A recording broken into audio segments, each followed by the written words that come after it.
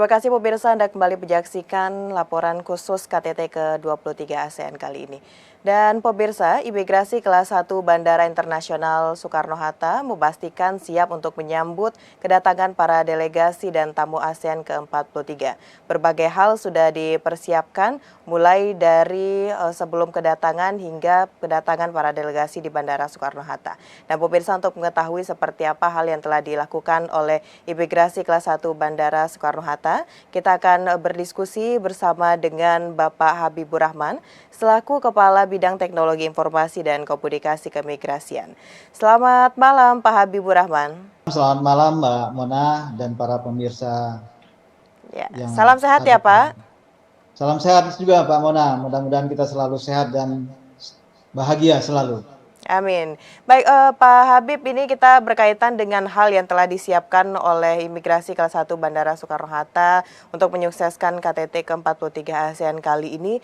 Apa saja Pak Habib fasilitas yang dipersiapkan untuk layanan keimigrasian khususnya para delegasi dan juga tamu VVIP kita kali ini Pak? Jadi terima kasih Mbak Mona dan para pemirsa. Kanim Soekarno-Hatta ini memang melayani salah satu pintu gerbang utama di Indonesia.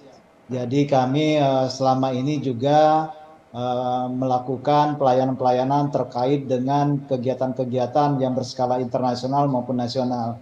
Baru-baru ini kami sebenarnya sudah melaksanakan pelayanan keimigrasian di KTT G20. Nah, itu yang kami replikasi untuk memberikan dukungan terkait dengan pelayanan KTT ASEAN pada tahun 2023. Kalau ditanya apa fasilitas yang disediakan oleh kantor imigrasi Soekarno-Hatta, tentunya sama apa yang kami berikan kepada waktu perhelatan G20 kemarin.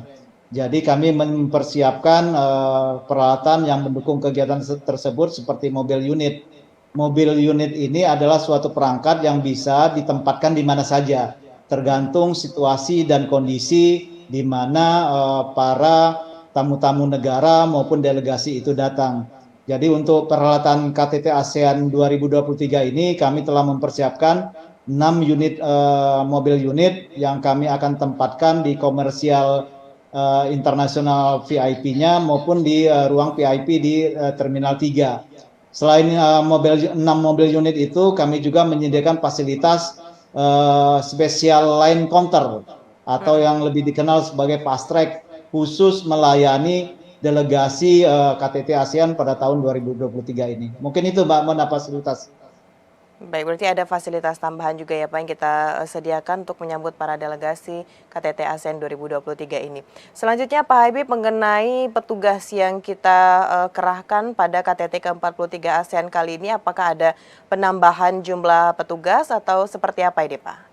Sebenarnya terkait dengan petugas, kami di tempat pemeriksaan imigrasi di Terminal T3 maupun di T2 itu memiliki personil 640 orang, jadi cukup banyak yang memang sehari-harinya melayani perlintasan di kedua terminal tersebut. Jadi untuk dukungan ini kami pikir dengan kemampuan dan kesiapan 640 ini sudah cukup untuk melayani KTT ASEAN pada tahun 2023 ini, Mbak Mona.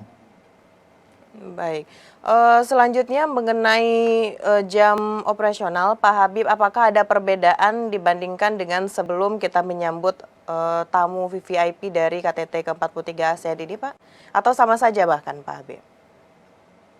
Pada prinsipnya sama saja karena memang pelayanan jam operasional kami di Terminal T3 atau T2 di Bandara Internasional Soekarno-Hatta itu 24 jam yang dibagi untuk 4 seksi pemeriksaan keimigrasian. Jadi selama 24 jam full itu memang kami standby memberikan pelayanan ke perlintasan kepada WNA maupun WNI, termasuk juga dalam acara KTT ASEAN tahun 2023 ini. Jadi tidak ada masalah Pak, karena memang kami melaksanakan jam operasional tuh 24 jam full di TPI Bandara Internasional Soekarno-Hatta. Oke, berarti tidak terlalu ada perubahan yang signifikan gitu Pak ya pada saat pelaksanaan KTT ke-43 ASEAN ini dari hal yang disiapkan oleh Imigrasi Kelas 1 Bandara Internasional Soekarno-Hatta. Nah, kita beralih ke masih pembahasan yang sama ini Pak mengenai keamanan. Sejauh ini seperti apa pengamanan yang dilakukan jelang KTT ke-43 ASEAN ini oleh keimigrasian Pak? Jadi perlu saya tegaskan dulu terkait dengan pengamanan ini kan memang perhelatan ini adalah perhelatan tingkat internasional tentunya kontribusi dari instansi terkait dengan pengamanan ini sudah cukup mewakili proses pengamanan kita di Bandara Internasional Soekarno-Hatta. Nah, terkait dengan imigrasi sendiri mungkin dalam hal memastikan benar warga negara asing yang masuk itu memberikan kontribusi yang baik, bukan membuat kegaduhan atau menciptakan ketidakstabilan di dalam negeri kita. Jadi tugas imigrasi ini memastikan benar yang masuk itu adalah warga negara asing yang memberikan kontribusi terbaik, termasuk juga dukungan dalam perhelatan KTT ASEAN 2023 ini, Mbak Mona. Baik, selanjutnya kalau mengenai visa on arrival, apa kita mempersiapkan juga Pak Habib untuk jurnalis yang akan meliput pada pelaksanaan KTT ke-43 ASEAN ini Pak? Sampai saat ini Mbak Mona, Direktorat Jenderal Imigrasi tidak membuka jalur khusus terkait untuk jurnalis asing. Hal ini memang sudah disampaikan oleh Direktur Jenderal kami pada saat konferensi pers Road to ASEAN Summit 2023 secara daring. Jadi para jurnalis asing harus memiliki visa kunjungan untuk meliput acara KTT ASEAN 2023 ini, Mbak Mona. Baik, Pak Habib ini kalau kita lihat sudah ada pemberitaan bahwa tamu dari VVIP tersebut sudah datang di Bandara Internasional Minangkabau disambut dengan tari-tarian begitu Pak di kedatangan. Apalagi ini Pak Habib yang kita sediakan di ruangan VVIP ini untuk bisa menyambut para tamu delegasi untuk KTT ASEAN kali ini Pak? Secara spesifik kami mempersiapkan petugas-petugas kami dengan tentunya dengan keunikan-keunikan kita, Mbak Mona. Tapi sebenarnya di pas penyambutan nanti ada kontribusi dari instansi-instansi terkait seperti Kemenpar ataupun Angkasa Pura yang tentunya sudah mempersiapkan acara-acara penyambutan tersebut, Mbak Mona. Jadi secara spesifik mungkin memang sudah terjadwalkan penyambutan seperti tarian-tarian dan acara-acara seremonial lainnya. KTT ke-43 ASEAN kali ini tentunya bukan hanya pada tanggal 3 sampai dengan 5 yang padat-padatnya begitu Pak di Bandara Soekarno-Hatta. Nah, berkaitan dengan ini juga Pak, bagaimanakah pelayanan kita kepada masyarakat umum terkait untuk layanan selama pelaksanaan KTT, apakah ada perubahan jam atau bahkan perubahan lainnya yang kita terapkan selama pelaksanaan KTT di Jakarta kali ini, Pak?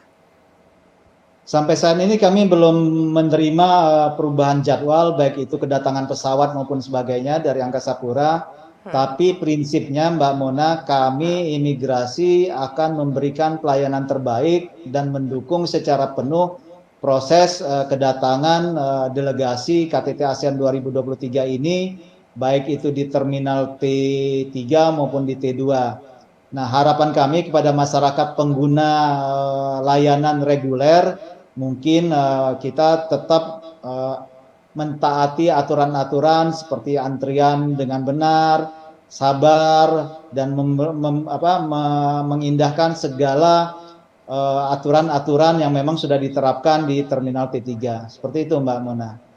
Baik, ini adalah hari kedua bisa dikatakan seperti itu ya Pak ya, kita memberikan penyambutan kepada masyarakat, kepada delegasi KTT ASEAN ini di hari kedua ini. Tentu di hari pertama sudah melakukan evaluasi begitu dari keimigrasian. Bagaimana Pak evaluasi yang kita lakukan, hambatan apa saja kiranya yang harus diperbaiki pada pelaksanaan KTT ke-43 kali ini Pak Habib? Sejauh ini berdasarkan evaluasi kami terkait dengan penyambutan itu belum ada hambatan-hambatan atau kendala-kendala ya Mbak ya. Karena memang di Terminal T3 kita sudah menyiapkan fast track atau spesial line untuk delegasi-delegasi tersebut. Jadi pada saat ini kami belum menemui hambatan dan kendala. Mudah-mudahan sampai akhir acara, sampai mereka meninggalkan Indonesia, mudah-mudahan tidak ada kendala, Mbak.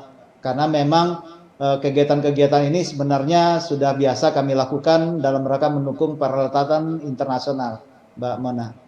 Ya, berarti ini sudah bukan hal yang harus dipersiapkan dengan sangat matang atau bahkan harus memiliki strategi yang benar-benar oke, maksimal begitu Pak ya, karena dari keimigrasian sudah biasa melakukan hal-hal penyambutan kegiatan internasional yang ada di Indonesia.